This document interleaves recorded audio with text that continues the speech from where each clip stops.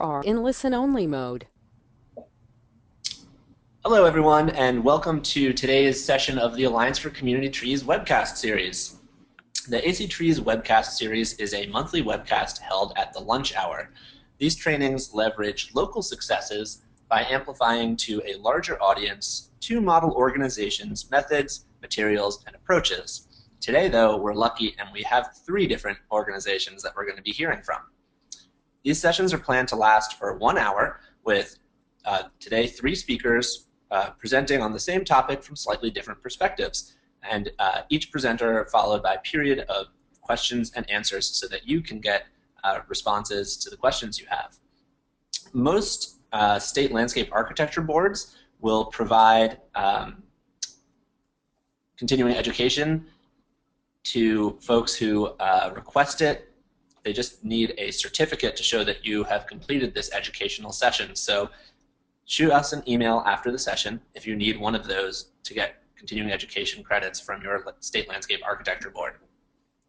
This is a program of Alliance for Community Trees. We're a national network of local organizations working to make communities cleaner, greener, and healthier by planting and caring for trees. If you're not already a member of Alliance for Community Trees, please consider joining. Today's session is Educating Environmental Stewards of Tomorrow. Studies show that children who are regularly exposed to nature have better chances at living healthy and successful lives. Nonprofits and community organizations can play an important role in fostering children's natural curiosity about trees and the environment. Several national organizations are already facilitating these learning experiences, both inside and outside the classroom. Whether incorporating tree identification into biology classes or examining real pine cones in an outdoor learning space, when we nurture children's relationships with the natural world, we empower the next generation of environmental stewards. We're really lucky to have 3 presenters today who are going to tell us all about how they are doing this important work with youth. Before we get going, I do just want to let you know that we may be experiencing some slight technical difficulties on our connection, so if there is a 5 to 10 second delay in the slides, our apologies, please bear with us. Other than that, we are excited to get started, and today our first speaker is Judith Hope Blau, who is the pro bono creator and director of the Treachers Environmental Education Program. Treachers uses whimsical imaginary characters to help teach children about the functions and role trees play in keeping the earth healthy. A creative person by design, Judith is a published author and illustrator. She is also a toy inventor and designs concepts for the gift, home furnishings, and apparel industry. Judith's products for children have recently been inducted into the Strong National Museum of Play in Rochester, New York. And we know and love Treachers, as do many people. Judith, thank you so much for joining us today. I'm so happy to be here, and I'm so pleased to share information with you today about the Treachers Environmental Education Program. It's hard to believe that in 2014, the Treachers program will be 30 years old. The program brings you fantasy illustrated characters that are used as a tool to engage and introduce children to the real magic of nature. By using mnemonics, humor, and friendly cartoon characters, a child can gain a basic understanding of biology and the mystery of life in, on, and around a tree. Over the years, these whimsical creatures evolved into a growing community of over 40 characters, called the Treachers, the Mudsters, the Sproutlings, and the Forest Fiends. Just by knowing the name and job of each character helps reveal the functions of the tree and how each process is dependent on the other. Children meet forest friends like Sprig, the Treatum Fighter, who teaches about trees and forests, Chlorophyll and Chlorophyllus from the Sunbeam team. They introduce photosynthesis, Blossom, the tree twirler, all about pollination, Stewart, the street treacher, he's cool and champions urban forests. And then there's Humus, one of the decomposers, called Mudsters. We all do need a good sense of humus. The program's mission is to introduce children ages 3 through 10 to activities for indoors and outdoors in both urban and rural settings to gain a basic understanding and appreciation of how trees function and how to plant and care for them, of trees as valuable resources, the planting process, and how it is key to the survival of our trees and forests, the role trees play in the ecosystems to help keep the earth healthy, trees and forests as a renewable, natural resource to be harvested and managed carefully, the benefits of trees to our cities and our economy, an understanding of how trees help keep humans and wildlife healthy, and of course, the beauty trees bring to our earth. The goal of the program is to actually earn your green heart by understanding the mission of the program, which then leads to caring about planting and stewarding trees. On each treacher character there is a tiny green heart, except for the babies and sproutlings who are busy earning their green hearts and with whom the child identifies as he or she learns about trees. I have no doubt you've all earned your green hearts. The following are some ways you can meet the teachers and integrate them into your curriculum, or help highlight an environmental community event. On the over 300-page free treachers.com website, you'll find material that can be downloaded, printed, and used for classroom and community projects. The website presents a broad scope of activities for both teachers and students, and the web bulletin board announces events in your community that include teacher material or costumes. For those children who visit the website, the goal of the program is to capture their interest through the characters and then to encourage them to move from cyberspace to green space, where they can observe and participate in outdoor activities. The Teachers website offers lesson plans that are linked to a special teacher and youth leader section. There are easy nut and fruit recipes that can be found in the Soup to Nuts kitchen. Green heart stickers can be made or body painted on cheeks and the tops of hands for special recognition days like Arbor Day, Earth Day, or any tree planting event at a school. The graphic template can be sent to you to be ordered locally if you wish. There are finger puppets with story suggestions, craft activities, coloring pages, and lots of green ideas. Children can even send tree mail to their favorite teacher. An organization or agency can link to the teacher's site and can consider doing a teacher feature in their newsletters. Of all the activities I've listed, I would like to tell you about my favorite teacher-themed community activity that can be established in your community. The Magic Teachers Forest Nursery was piloted in my hometown, Eastchester, New York, on county land.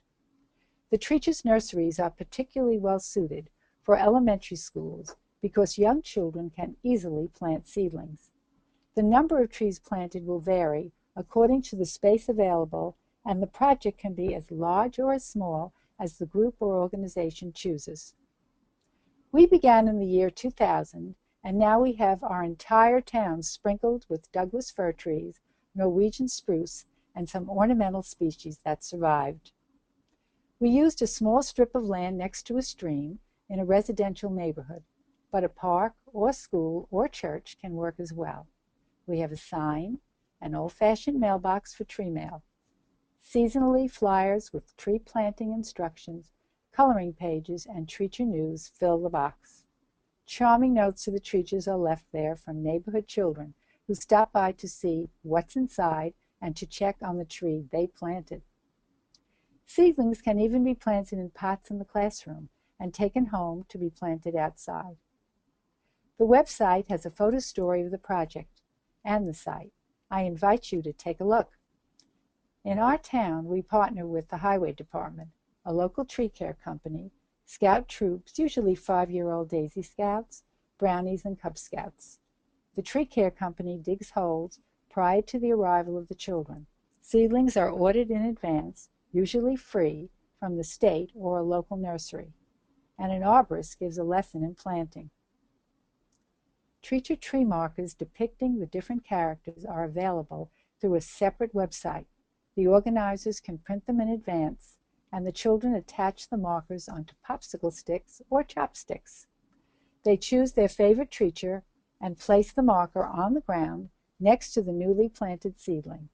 The marker reads, "Grow, tree, grow," and is there to encourage the tree and to keep it company. All seedlings are watered by hose or with buckets and watering cans from water stored in rain barrels.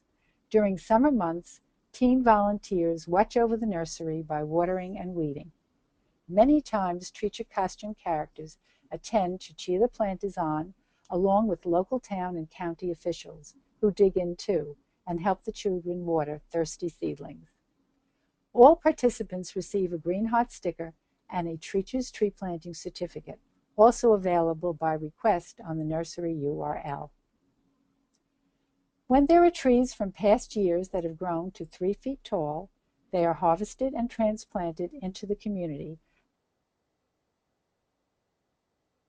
planting. We then have a graduation ceremony with the help of junior high and high school teenagers. The model for this nursery has been successfully duplicated in many communities around the country. As for books, there are Treacher's Story Science books, activity guides, and coloring books, and they're still available, but soon reprinting will be necessary. There are Treacher costumes located in many communities in different states. They have an agreement with the Treacher's program to manage a costume. Sometimes they partner with another organization to arrange for a visit or borrow the costume, and at this time, shipping individual costumes for special events is costly, but can be arranged. In summary, Treachers can complement your programs. You can expand upon or simplify the activities according to your needs, and the site is updated regularly and new material is available as funding comes available. Your suggestions are welcome. I hope you enjoy growing with the Treachers, and I've enjoyed visiting with you today. Excellent. Thank you so much, Judith. We really appreciate that. I have personally seen some of the Treachers costumes in action, and kids love them.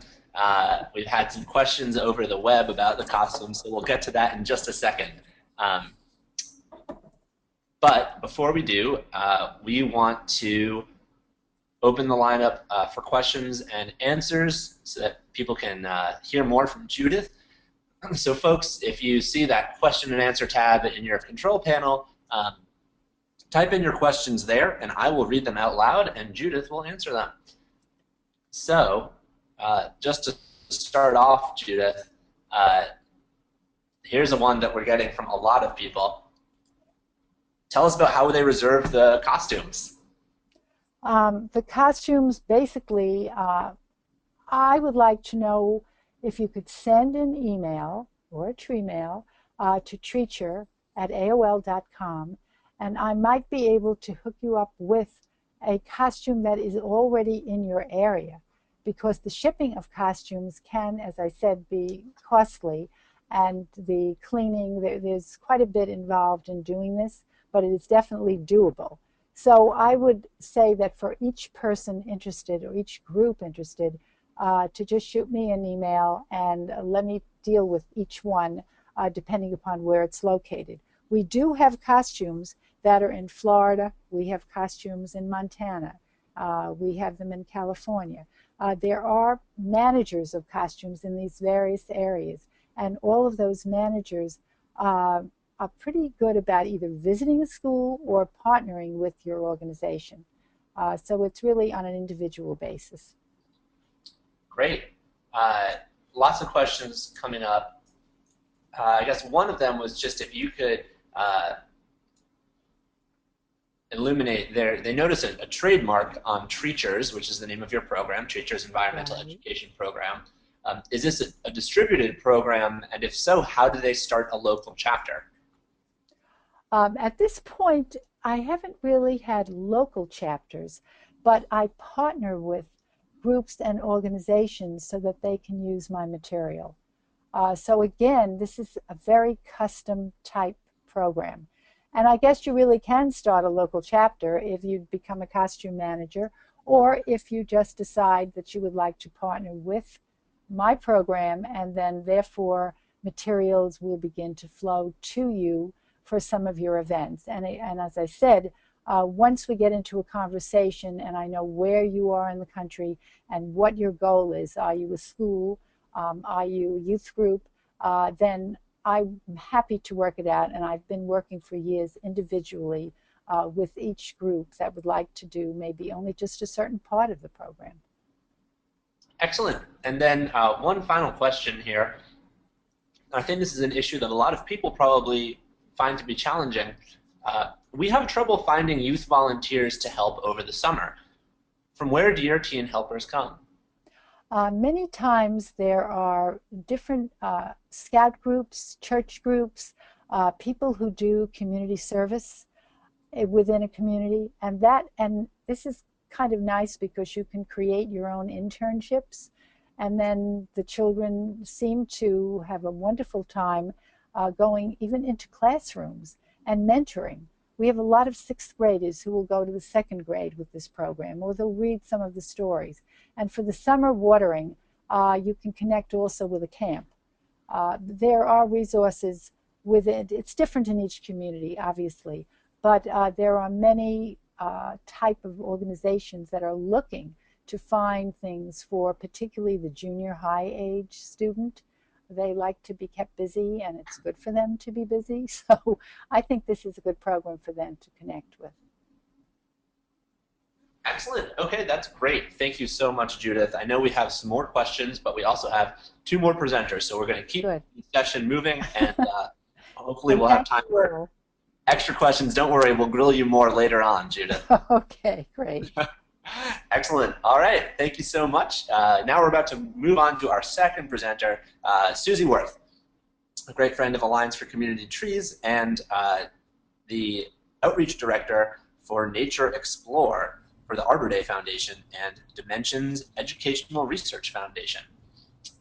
We'll pull up Susie's first slide and get going. Well, thank you, Leland. And I just want to say thank you to all of you Alliance for Community Trees groups for the tree planting work you are doing around the country. So today I'm just delighted to be able to share a brief overview of our National Nature Explore program. So Nature Explore is a collaborative program of the Arbor Day Foundation and Dimensions Educational Research Foundation that is focused on transforming children's lives through meaningful daily connections with nature. And through this program, we provide research-based design services, training, family engagement materials, and field-tested resources that support making nature part of children's daily lives. So this program is grounded in research by Dimensions Foundation. Dimensions has conducted research on effective outdoor classroom design, as well as extensive research on the skills that children develop when they spend time in nature-rich environments. Dimensions research supports the larger body of research showing how important it is for children to have regular time spent in natural settings.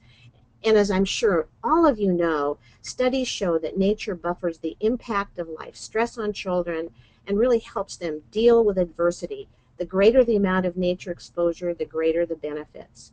And significant for all of us, research also suggests that the single most important factor in developing personal concern for the environment ties to those personal positive experiences in the outdoors during childhood.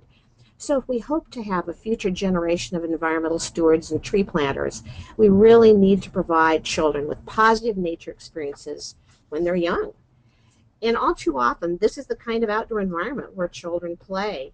Nature just a distant view outside a fence that's cluttered with plastic and all concrete. But there is such a need for greening spaces and communities where children are spending time that the National Association of Early Childhood Specialists and State Departments of Education issued a call to action to reconnect children with nature. And organizations like the National Association for Education of Young Children, organizations that provide leadership in early childhood education, really encourage making nature part of children's daily lives. So one solution that our organizations have really developed to help foster future environmental stewards is to make nature part of children's daily lives by creating Nature Explore classrooms where children are spending much of their time.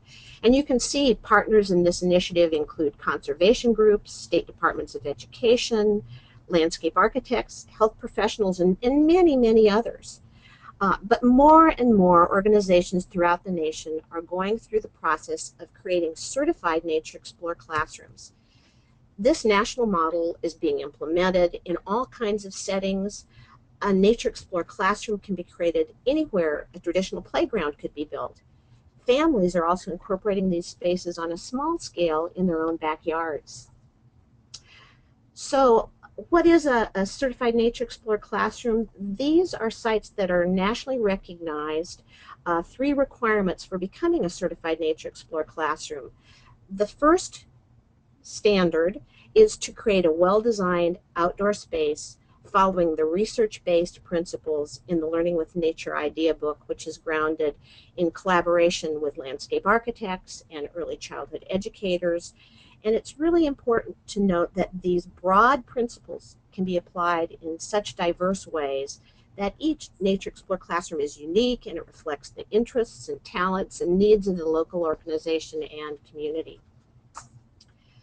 But the most wonderfully designed Nature Explore classroom really will be only as effective for the children as the adults who share and explore that with them. And so the second requirement for classroom certification is staff development, including attendance at a Nature Explore educator workshop, so that outdoor time can be seen as much more than recess, just really viewed as an invaluable part of each day's learning.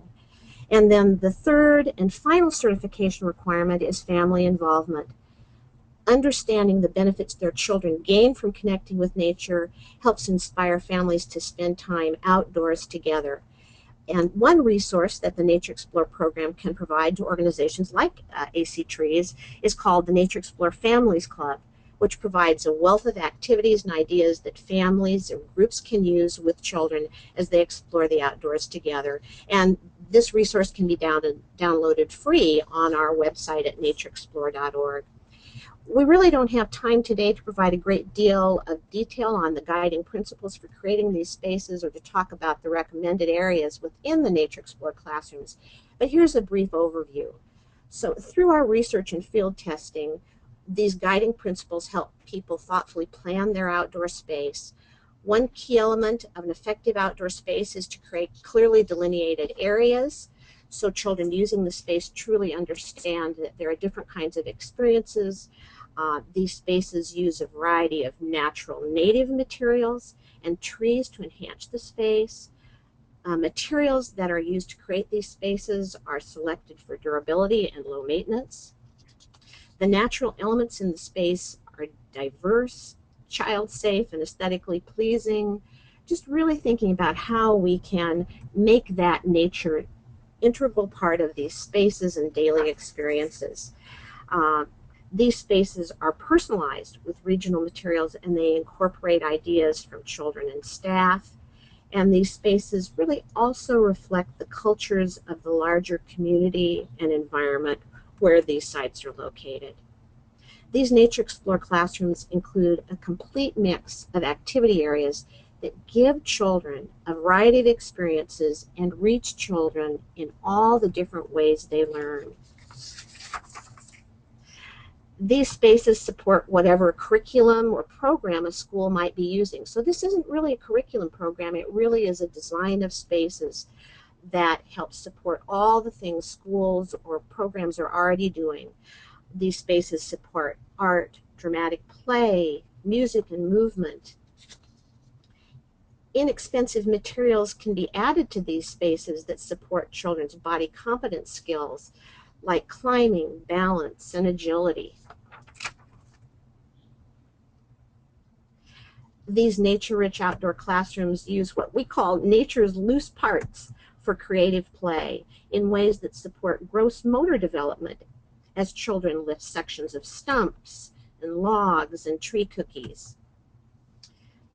Children work collaboratively to build forts and structures in what our children call the messy materials area.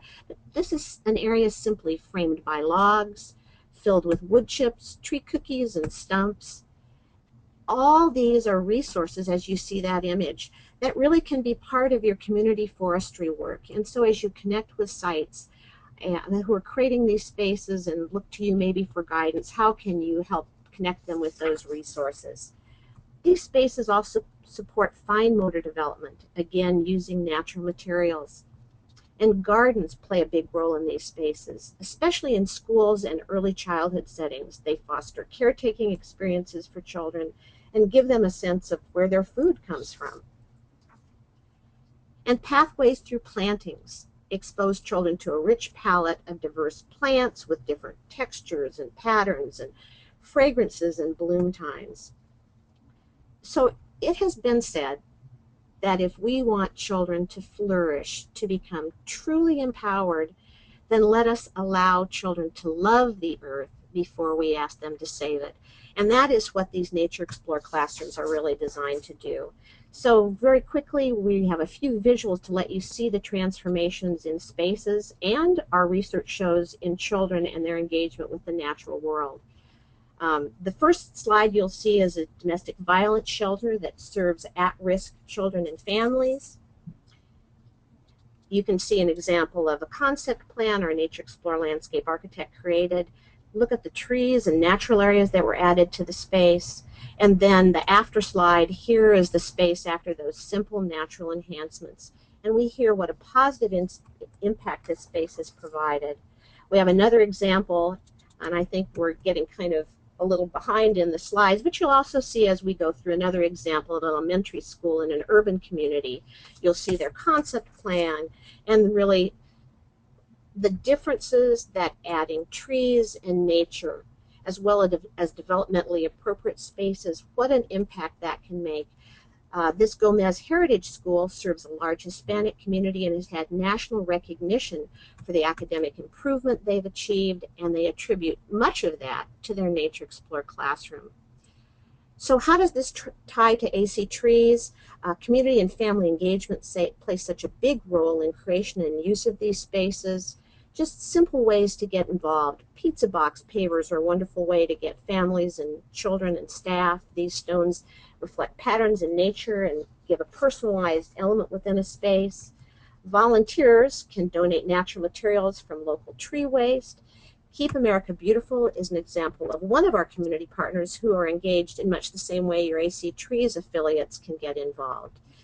You might help a site plant a tree in their Nature Explorer classroom during Neighborhoods Month.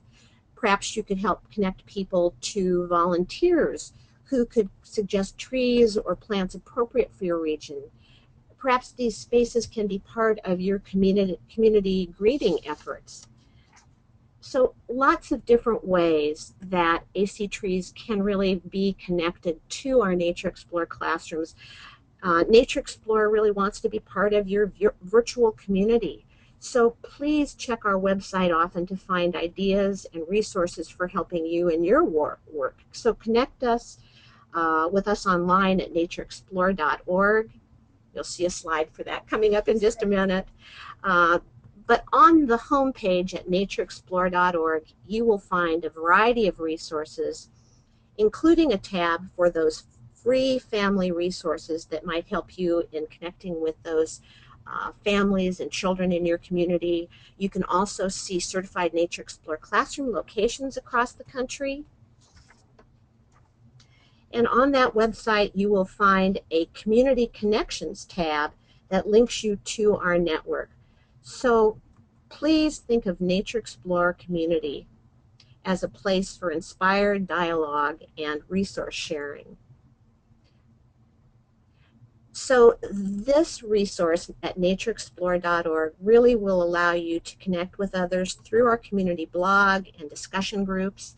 It also provides a place to connect with funding resources, and finally to connect with volunteers through Volunteer Match, which is an innovative online system which will support Nature Explorer classrooms as they recruit and maintain community volunteers, and where they could connect to your AC Trees network. Nature Explore Community Connection can help you build a strong community of support in the meaningful work you are doing to green communities and engage those future environmental tree planters. So please, again, connect to us at natureexplore.org. And as these links come up, you will see those connections and those opportunities to connect with us. But I think even as those slides end up, I would be happy to answer questions that you might have about our Nature Explore program. Excellent. Thank you, Susie. And our apologies for the slide delay. You're working with a suddenly very difficult internet connection all of a sudden. Let me just ask you, Susie, are you seeing the very excited kid or now you're seeing a map? I am seeing our Community Connections link. Okay, great. So we've got, I think, a couple more slides, but as I say, I will go ahead and start to answer questions as those slides continue to kind of click through for folks. I apologize for the disconnect in the visuals, but I wanted to make sure to allow time for your questions. Got it. Perfect. All right. Thank you so much, Susie. We have a lot of questions coming in, so I'm going to just try to work through them really quickly. One, I think people are very excited about this and are trying to get a sense of what it takes to implement this in their communities. So first off, how long does it take to plan and create a Nature Explorer classroom? Well, that's a great question. It really varies. We have a very unique 2-day design consultation process where we can come to a site, work with their stakeholders, and in that 2-day process, get input, create a concept plan, and then provide training to their staff, and then the next day have a concept plan to present for consideration. So really within a few days, then followed up by a couple weeks, have a plan that they can use to start to build and implement their outdoor classroom.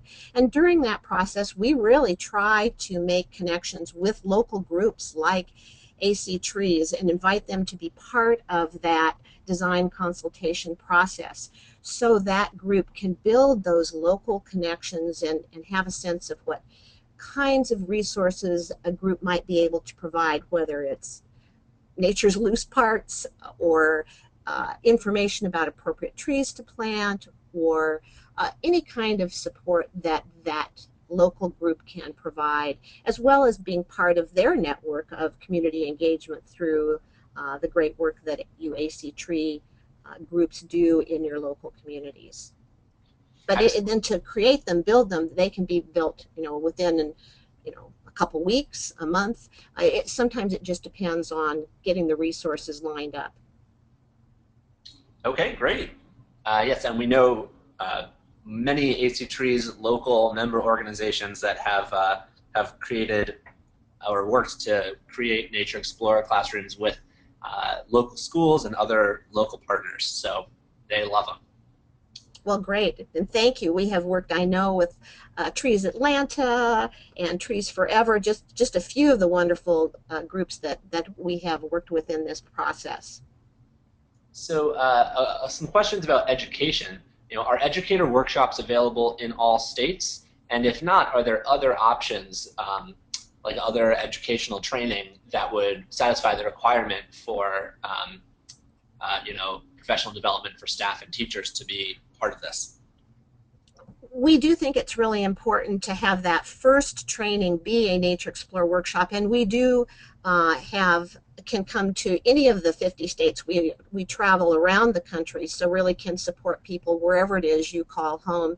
And then for recertification, those can be local workshops by your local groups that provide that ongoing recognition of that importance of staff development in connecting children with nature. And so that is a kind of how we really want to support that staff development that we believe is so important for these spaces to be successful. Great. Another question over the line. What is the initial cost to create a basic Nature Explorer classroom? And are there ongoing costs to maintain such a classroom? Well, again, a great question. It really costs vary tremendously. Some of these can be done very simplistically. You saw some of the very simple materials that really can be used to create these spaces. If your local AC Trees group can provide logs and tree cookies, and if those groups can collect pine cones and acorns and all those loose parts, these can be created very, very reasonably, far less than the cost of a traditional piece of plastic climbing equipment that lots of people associate with outdoor playgrounds. And so maintenance, low maintenance, but just regular maintenance. Maybe if you have annual water seal on some of the wood elements, replenishing mulch, making sure that wood materials are preserved and protected. So really some simple things. You want to select, again, as I mentioned, plants that are going to be durable, native, really adapted to local soils and climates. And that really all is part of that, reducing that maintenance and ongoing care issues. Okay, excellent.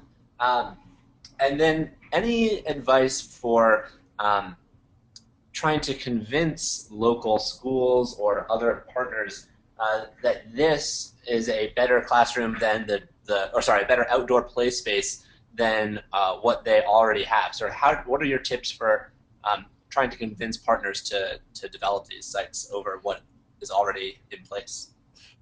That's a great question. There is so much research that suggests how valuable these spaces are for children, that just sharing some of that information, really, as the Children in Nature Network says, children who spend time in nature, they are healthier, they are happier, and they are smarter. So that tremendous research that shows how these natural spaces really are beneficial for educators in the teaching that they do every day, for the parents, how this really supports engagement and really healthy development for their children in multiple ways. So I think really sharing that research information can really build a strong argument. And there are a great number of organizations, as I mentioned, like that National Call to Action, that really support you in your efforts, that say it's not just the tree planting groups that say this is important. There is a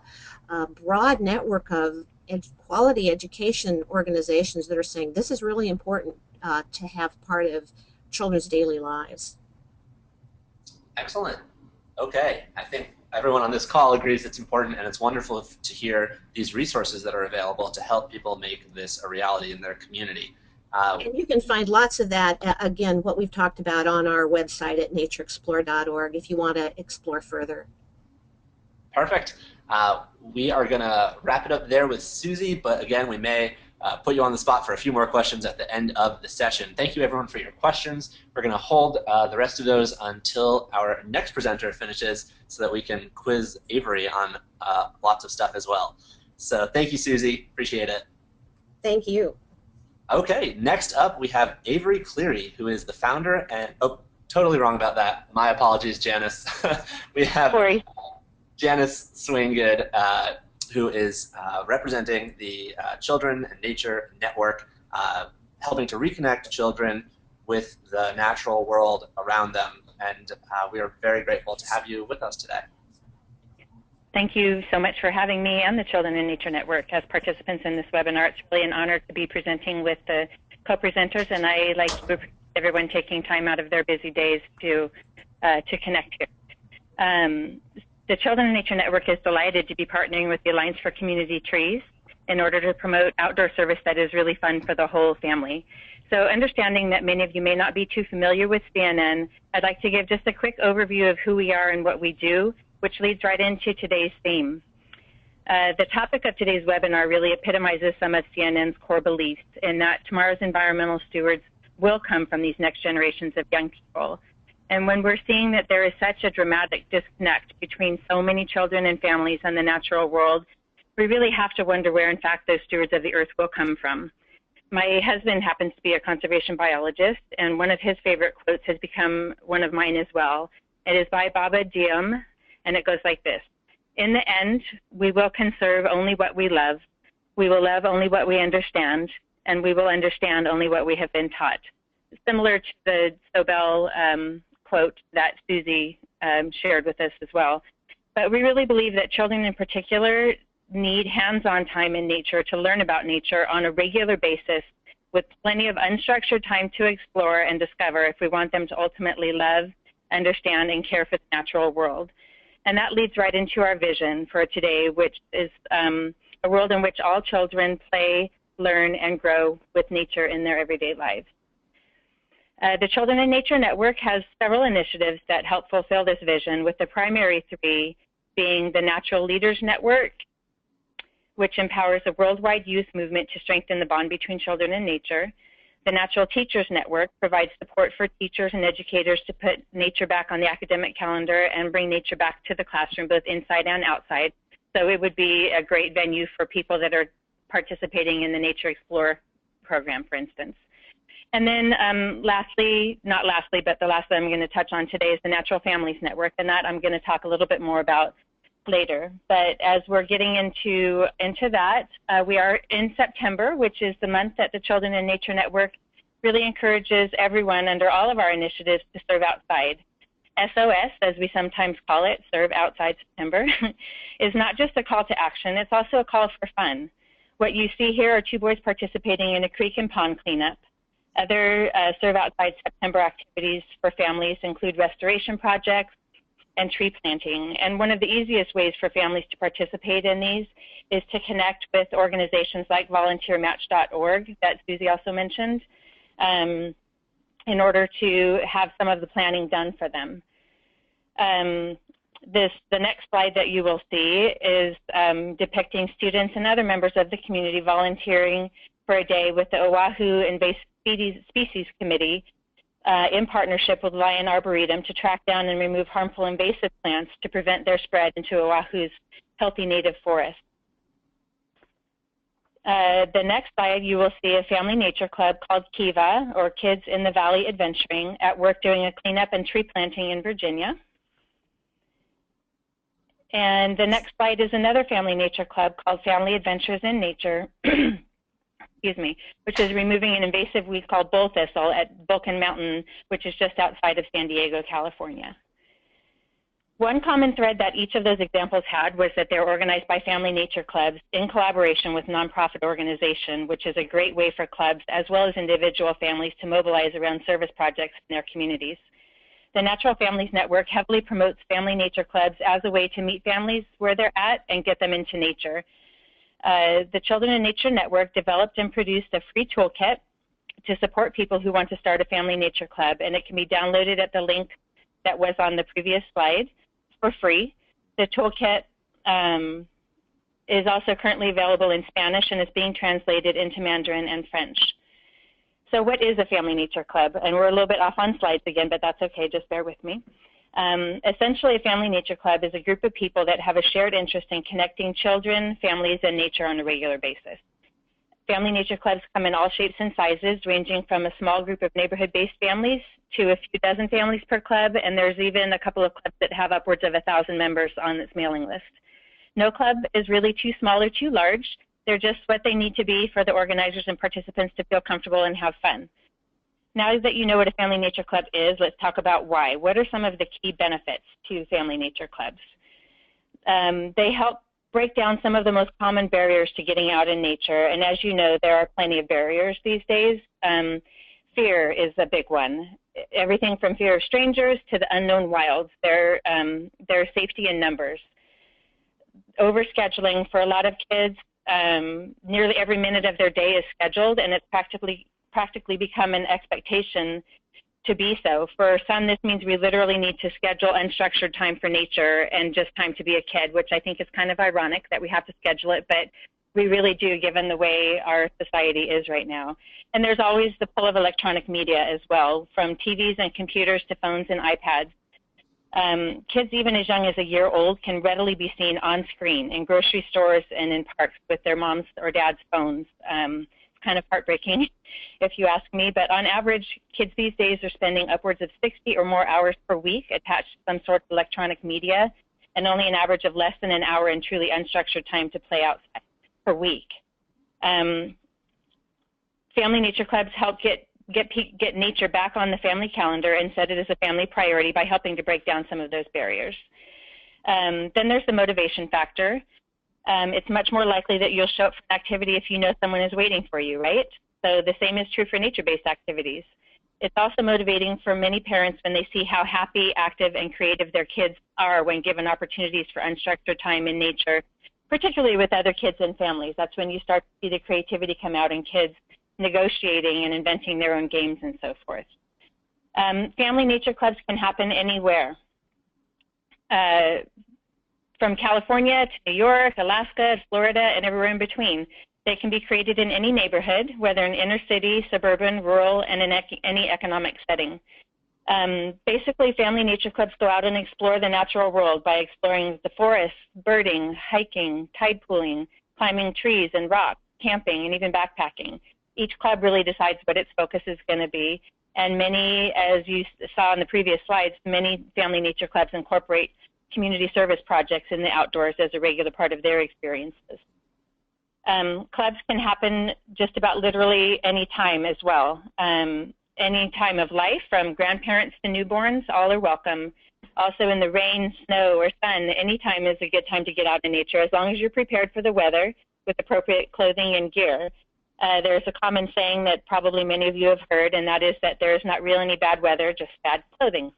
So don't let things like snow or sun stop you if you can get out. Another great thing about family nature clubs is that just about anyone can do it, either as a participant or as a leader or organizer. Again, the toolkit that you have the link for gives you the how-tos of how to set up a nature club. And what it does and where it goes is really up to the organizer and the participants. I know of clubs that are run by single parents, by grandparents, and by a mom who has a son with special needs. It really takes all types and can meet all people. With the help of the Children in Nature Network, we really try to make it as easy as possible for folks to help create family memories that will last a lifetime. So speaking of memories, this next slide is going to be intentionally blank, and I want to invite you just to close your eyes for a second and think back to a special time and place in your childhood. I'm guessing that for many of you, this special place was probably in nature, and perhaps it was even in or near a special tree. Now think about how that memory was made. What were you doing? Were you doing something special? Maybe something in nature with a caring adult? Maybe it was a place that you visited regularly. I'm guessing it's a place that you knew and loved, and even if it was only for a moment in time. So at the beginning of the presentation, I shared a quote with you about caring for the earth and conserving the natural world. If we do, in fact, want our children to grow up to be the conservationists and environmental stewards of tomorrow, they have got to have those special places we just all thought back on. They have to play and learn and grow in nature on a regular basis to have those experiences and create those places. So just a few more links and resources for your reference. Some of these were referenced during the presentation, and some of them are new, but you will be able to link these back. The two main websites I'd like to share with you are childrenandnature.org, which all of the resources that I mentioned can be found on. And then we also have a discussion forum for natural families, for natural teachers, for natural leaders, and so forth. And that's the slide, or the link that you see on the bottom, childrenandnature.ning.com. And there you can find lots of discussion forums that help support you in your effort. So in closing, the Natural Teacher Network is so grateful to be partnering with the Alliance for Community Trees to expand families' opportunities and ways to engage not only in the natural world, but in service with the natural world. And speaking of service projects, CNN is also happy to promote Nature Woods throughout the month of October, which we will be doing. And we believe that activities like this will help families create lifelong memories that just may in fact help to create the environmental stewards of tomorrow. So lastly, I just want to share a quote from Richard Louv that inspires me personally and in what I do with our Family Nature Club. And that is that natural service is a valuable way to weave nature into our everyday lives. It can support our health and act as bonding agents for families and communities. The more high-tech our world becomes, the more nature we need. And my contact information is on the bottom of the screen. My role with the Children in Nature Network is to support and promote family nature clubs. So if there's anything specific that I can help you with in finding a club or in creating a club, feel free to reach out and contact me directly. I would be happy to do that. Thank you. Thank you so much, Janice. That is great, and a lot of resources. We now have 3 wonderful organizations that have presented a lot of materials and tools to help improve the environmental education that's available for the children in your community. What we're going to do now, again, is open up for questions from the audience. So again, type those in to me, and I will ask them out loud of Janice for the next couple minutes. So Janice, tell me a little bit about how you would recommend overcoming. You talked about some of the challenges and overcoming these obstacles that you often hear about. What about folks, especially families perhaps in inner cities or low-income families who don't have the resources to travel far to get to nature as they think of it? What are some techniques for helping folks connect with nature in the city? Well, I think that's a great question, and I think that really it gets down to meeting people where they're at. Some folks in stressed communities don't have transportation as readily as others do, but it's really about meeting people where they're comfortable and then getting them to think outside the box. We have an activity that we do, for instance, called Think Outside the Park, where we meet at a local park in the community that people are comfortable with, and then get them to think outside the boundaries of the park, literally. There happens to be a nature space right there. Sometimes there are even little short nature trails or walks or bushes and rocks and sticks that kids can play with. I often hear within parks, parents saying, no, come back over here, get back on the slide, go on the swings, calling their kids really away from the natural elements that kids are so naturally drawn to.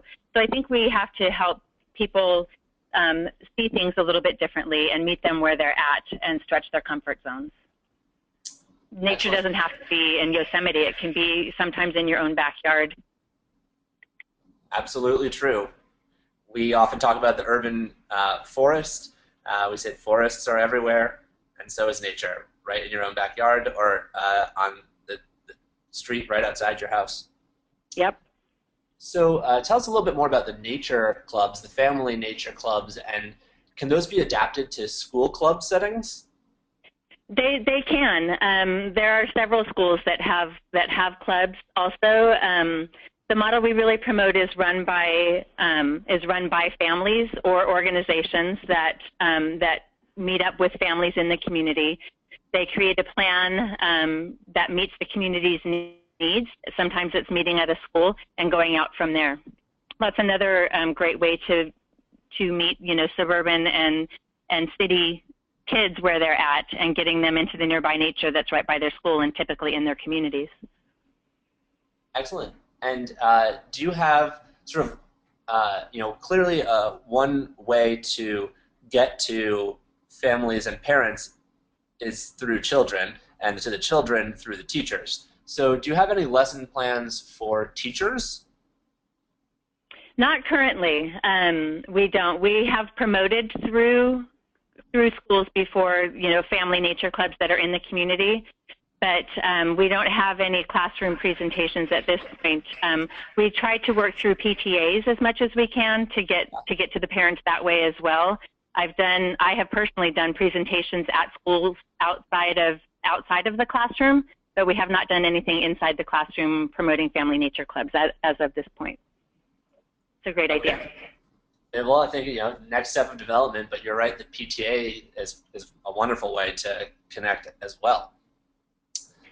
Okay, what I want to do now is, we just have a few minutes left, so I would like to open this up to Judith and Susie and Janice, and just maybe give each of you just a minute if you want to make some kind of closing point about how we can engage children in trees and nature, if there's sort of one takeaway that people can bring back home about either why we need to do this or how they can do it. Give us a little closing wrap-up that they can can go home with. We'll start with Judith. I just loved listening to your other two speakers. Learned a lot, so I'm happy for that. And I feel that using the Treat Your characters actually complement all of the points that were made. And they can be used as extensively or in a very small way in order to accent a particular event that's going on.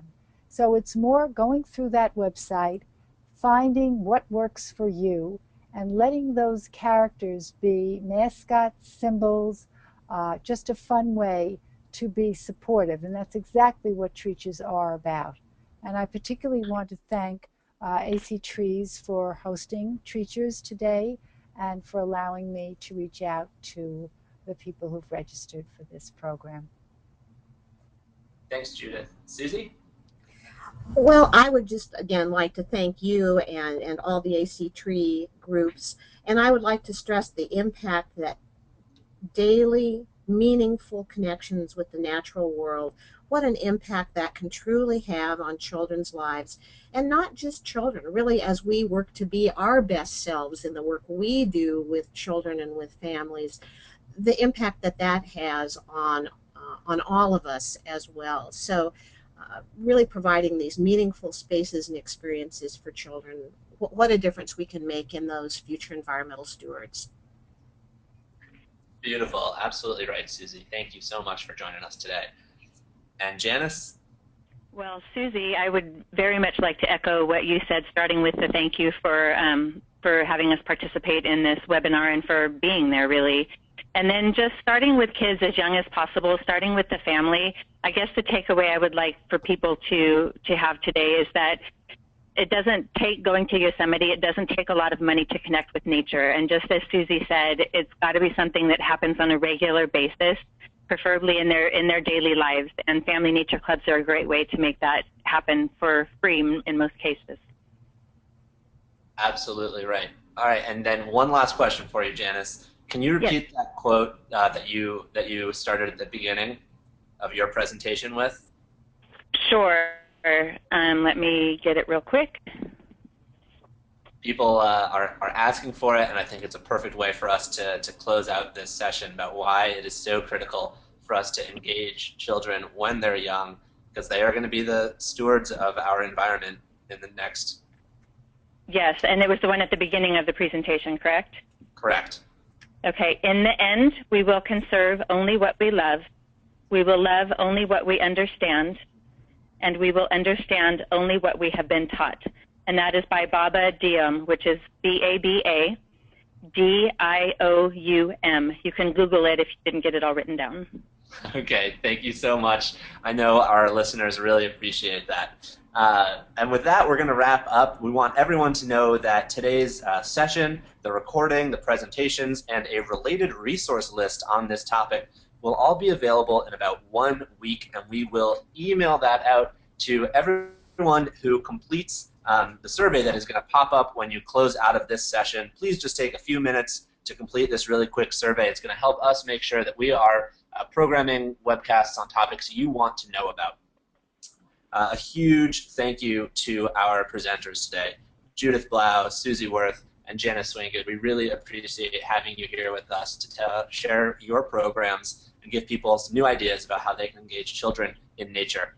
Thanks so much, everyone, and have a wonderful day. Thank you. Thank you. Thank you.